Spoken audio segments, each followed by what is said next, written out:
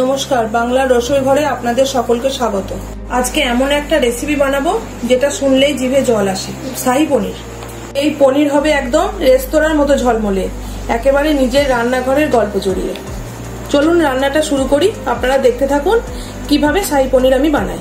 শাহী পনিরের সমস্ত উপকরণ বা ইনগ্রিডিয়েন্টস ডেসক্রিপশনে দিয়ে দেব।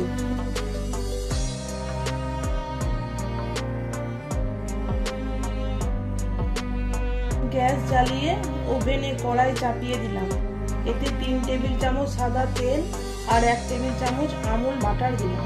তেল একটু গরম হলে তেলে এক এক করে সব গোটা মশলাগুলো দিয়ে দিচ্ছি। এই সময় গ্যাসের হিটটা মাঝারি রাখতে হবে। গোটা গরম মশলা থেকে ভালো গন্ধ বেরোলে এলো সেই বাটা মশলার দল। এতে প্রথমে দিচ্ছি আদা, টমেটো আর কাঁচা লঙ্কার পেস্ট বা মিশ্রণটা। আজ আমি আদা, কাঁচা লঙ্কা, টমেটো পেস্টের সঙ্গে পেঁয়াজটা ইউজ করিনি, রান্নাটা নিরামিষ রাখার জন্য। আপনারা চাইলে পেঁয়াজ দিতেও পারেন, আবার নাও দিতে পারেন। ভালো করে কষা হলে এতে এবার টমেটো কেচাপটা দিচ্ছি। সবকিছুকে নেড়ে কষে নিচ্ছি। মৃদু আছে কষে নিলাম, যতক্ষণে সে কাঁচা গন্ধটা হারিয়ে গিয়ে রান্নাঘর ভরে ওঠে এক দারুণ গন্ধে। ভালো করে কষা হলে কাজু, আমন্ডস, বাদাম, চারমগজ আর পোস্তর পেস্ট বা মিশ্রণটা দিয়ে দিচ্ছি। এই অংশটা আমি বলি রান্নার রাজকীয়তা।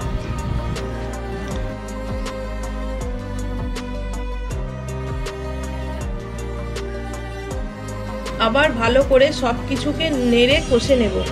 এই সময় একটু জল দেবেন, তাহলে মশলা কড়াইয়ে লেগে যাবে না বা পুড়ে যাবে না।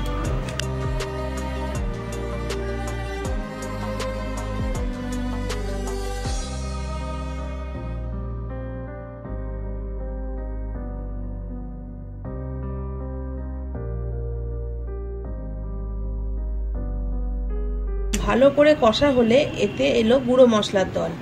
জিরে গুঁড়ো, ধনে গুঁড়ো,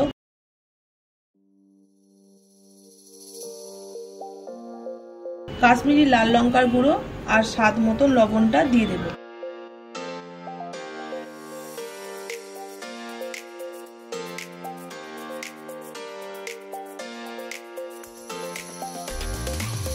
এবার সমস্তটা আবার ভালো করে নেড়ে কষে নেব।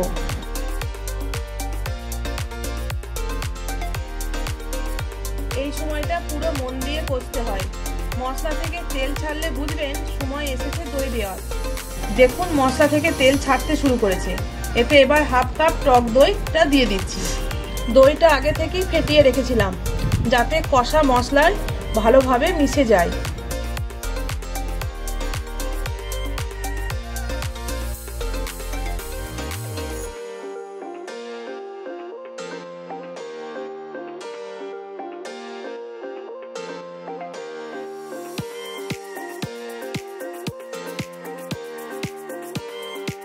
আমি আজ কিছু ভেজে রাখা গাজর এর সাথে দিয়েছি। আমাদের ভালো লাগে, তবে এটা একেবারেই অপশনাল, আপনারা নাও দিতে পারেন।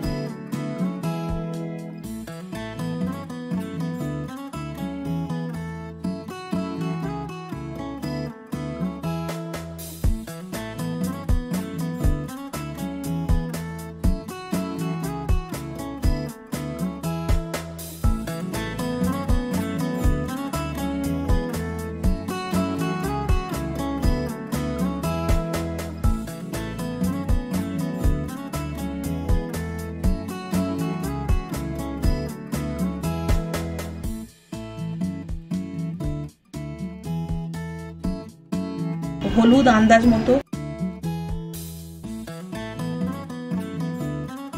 এতে এবার পরিমাণ মতো জল দিয়ে একটু ফুটতে দিচ্ছি।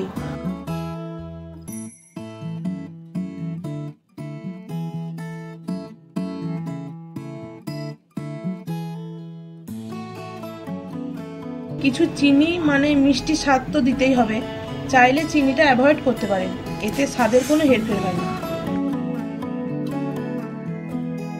মশলাটা আর এই মিশ্রণটা যখন ফুটবে তখন পনিরগুলো দিয়ে দেব।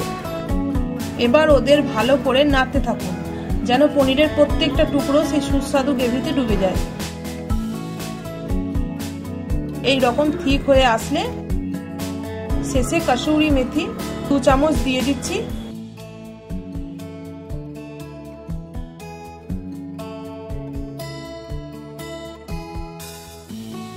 কসুরি মেথি ভালো করে মিক্সড করে দিলাম পনির মশলার সাথে।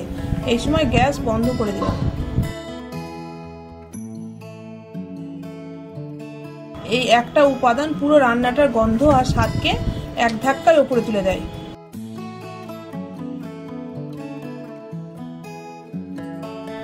রান্না শেষ। এবার ওপর থেকে ভাজা আদা আর কুচনো ধনেপাতা ছড়িয়ে দিলাম। ফ্রেশ ক্রিম আপনি চাইলে দিন, আমি আজ স্কিপ করলাম। শাহী পনির একেবারে প্রস্তুত। পরোটা, নান, সাদা ভাত, ফ্রাইড রাইস যেটার সঙ্গেই দিন গল্প জমবেই। এই রেসিপিটা বানিয়ে ফেলুন আপনার বাড়িতে।